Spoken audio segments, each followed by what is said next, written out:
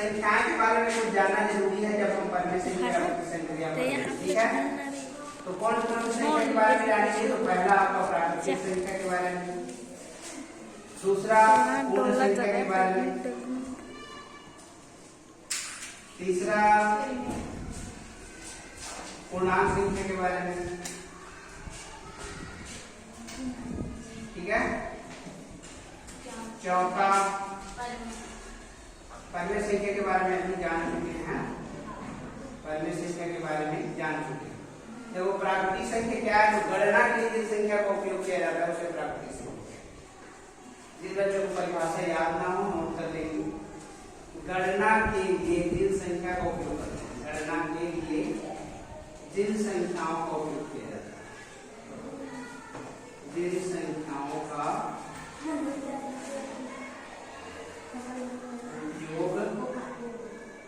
किया जाता है,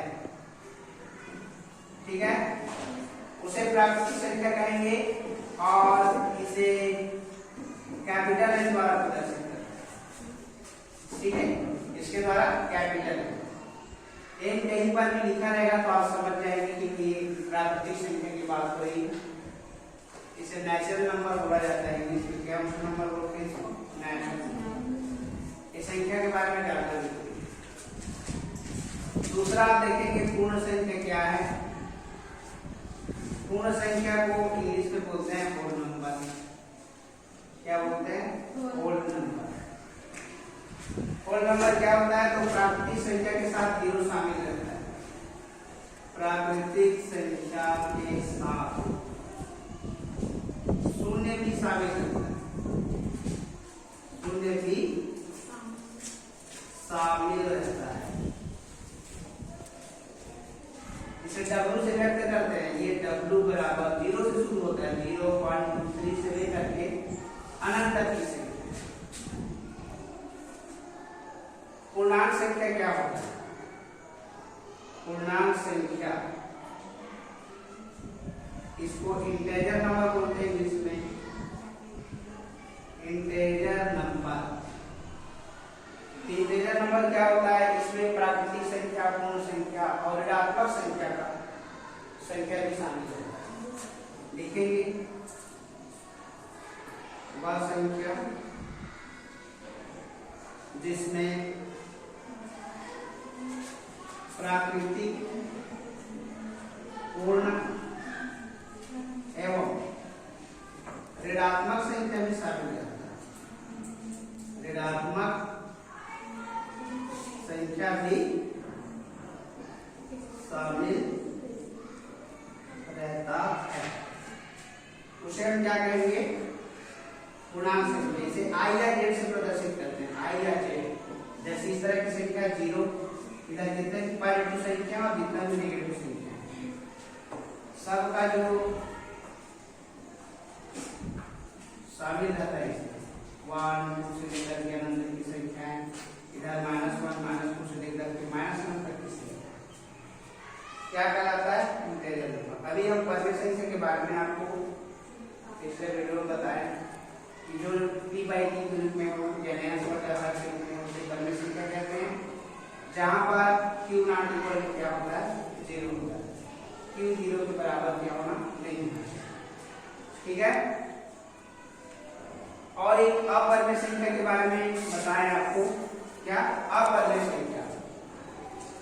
तो अपर्याय संख्या क्या होता है? देखिए, अपर्याय संख्या जो पर्याय संख्या के रूप में ना आए,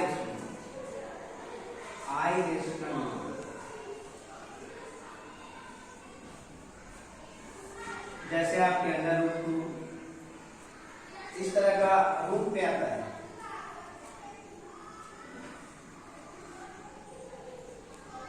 और इसके बारे में जानेंगे वास्तविक संख्या, रियल नंबर क्या है। वास्तविक संख्या इंग्लिश में बोलेंगे रियल नंबर।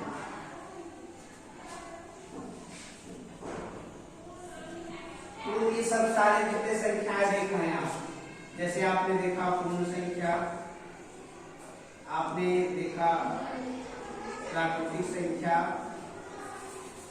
है, ये जितने भी सारी संख्या, जैसे पूर्ण संख्या देखा आपने W, प्राकृतिक संख्या देखा आपने नेचुरल नंबर, उसके बाद पूर्णांक संख्या देखा आपने I या Z से इसको प्रदर्शित करते हैं, या अपरिमेय संख्या हमने देखा, अपरिमेय संख्या।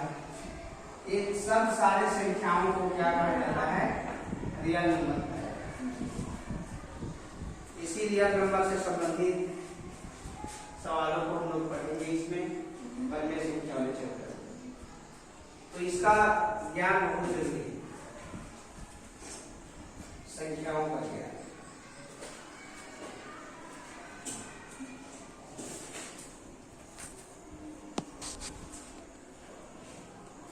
ठीक है, समझ में आ रहा है? पिछले कक्षा में इसके बारे में पढ़ चुके हो, फिर भी इसको रिवाइज करा रहे हैं आप लोगों को, क्या इसके बारे में और ठीक ढंग से जानकारी प्राप्त कर सकें।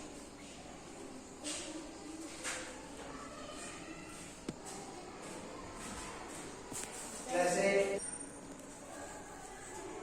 आगे तुल्य परिमेय संख्या है, तो तुल्य परिमेय संख्या कैसे बनाते हैं इसको भी आप सीख जाएंगे। इसके अंश और हर में समान राशि का गुणा करने से क्या बन जाता है? तुल्य परिमेय संख्या बन जाता है। ये इसका तुल्य परिमेय संख्या है 3/5। 3/5 की बहुत सारे तुल्य परिमेय संख्या ज्ञात कर सकते हैं। 3 का गुणा कर सकते हैं, 3 पंचे का है, सब तुल्य परिमेय संख्या। 4 का भी गुणा कर सकते हो अंश के साथ में, 4 गुणा 4, 3 चौक 12 और 5 चौक 20। ये सब सारी संख्याएं क्या है? तुल्य परिमेय संख्या। तो तुल्य परिमेय संख्या कैसे बनाते हैं? इसके अंश और हर में समान राशि का गुणा करो। 2 का गुणा कर सकते हो, 3 का, 4 का, इस सारे बहुत सारे आप तुल्य परिमेय संख्या निकाल सकते हैं। ठीक है, इस तरीके से आपको तुल्य परिमेय संख्या निकालने का भी आइडिया होना चाहिए। ठीक है, इधर नोट हो गया? साफ कर दें। लोग देख रहे हैं, चालू करें।